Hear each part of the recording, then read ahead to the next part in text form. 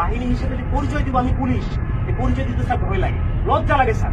একটা বাহিনীর ফোর্স হয়েছে আমি নিজে পরিচয় দিব, আমার নিজের লজ্জা লাগে। আমি একটা ছোট উদাহরণ দিই স্যার, আমি আসার পর যতটুকু দেখছি, এই যে জাতীয় সংসদ নির্বাচন শেষ যে নির্বাচনটা হয়ে গেছে স্যার, এই নির্বাচনে একক যে নির্বাচনটা হয়ে গেছে, পুলিশকে ব্যবহার করে যে নির্বাচনটা হয়ে গেছে, নির্বাচনে সারা বাংলাদেশে এককভাবে মামলা হয়েছে।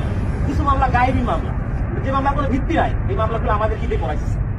সাধারণ জনগণ যারা আছে, বিএনপি যারা আছে, জামাত, যে কিছু জানেই না, তাদেরকে আমাদের গ্রেফতার করা লাগছে স্যার।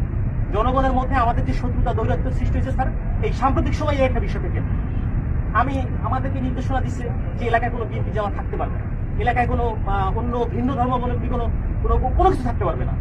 আমার এসপি স্যারকে তো আর মানুষ জানে না যে এটা আমার এসপি স্যারের কমান্ড ছিল, আমার ডিএজি স্যারের কমান্ড ছিল, এটা তো মানুষ জানে না। মানুষ জানে যে এটা আমি একজন সাব ইন্সপেক্টর, আমি এটা করছি।